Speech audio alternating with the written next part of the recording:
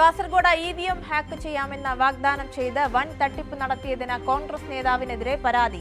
EVM hack ചെയ്ത് തെരഞ്ഞെടുപ്പ് ഫലം അനുകൂലമാക്കാമെന്നായിരുന്നു വാഗ്ദാനം.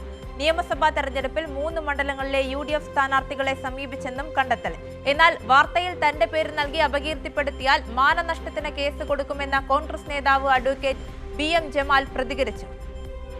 നിയമസഭാ തെരഞ്ഞെടുപ്പ് കഴിഞ്ഞ് 3 മാസം പിന്നിടുമ്പോഴാണ് കാസർഗോഡ് UDF-നകത്ത് EVM ഹാക്കിംഗ് തട്ടിപ്പ് വിവാദമുയർന്നു വരുന്നത്.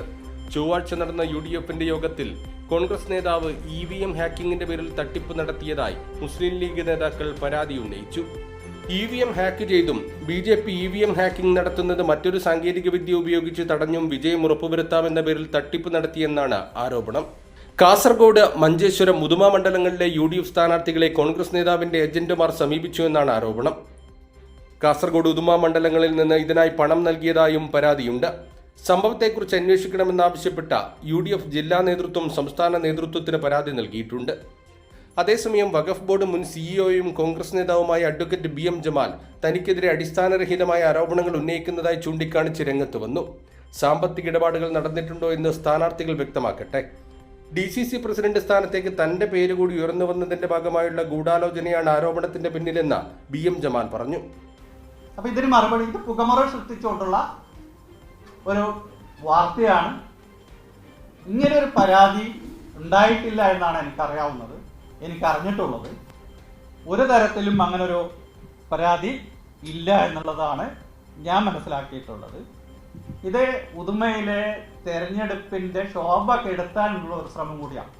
EVM ഹാക്കിംഗ് നടത്തിത്തരാമെന്ന പേരിൽ BM ജമാലിന്റെ ഇടനിലക്കാരെന്ന് പറഞ്ഞ ചിലർ സമീപിച്ചിരുന്നതായി കാസർഗോഡ് മണ്ഡലത്തിലെ LDF സ്വതന്ത്ര സ്ഥാനാർത്ഥിയായിരുന്ന ഷാനവാസ് പാദൂരും വെളിപ്പെടുത്തി. അദ്ദേഹത്തിൻ്റെതാണ് എന്ന് പറഞ്ഞൊരു ഏജന്റ് അല്ലെങ്കിൽ ഒരു മിഡിൽ ഒരാൾ എന്നെയും ബന്ധപ്പെട്ടിരുന്നു.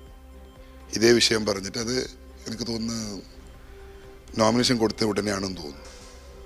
ഇങ്ങനെ നമുക്ക് ചെയ്യാൻ പറ്റും. ഞാൻ പറഞ്ഞു, ഒന്ന്,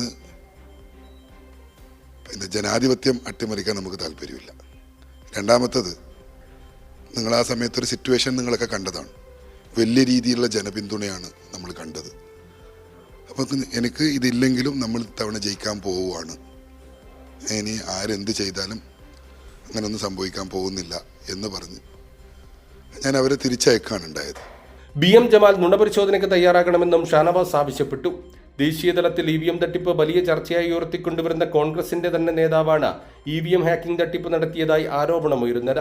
വരും ദിവസങ്ങളിൽ EVM തട്ടിപ്പ് വിവാദം UDF-നകത്ത് വലിയ പ്രതിസന്ധിക്ക് കാരണമാകുമെന്നുറപ്പാണ്. കൈരളി ന്യൂസ്, കാസർഗോഡ്.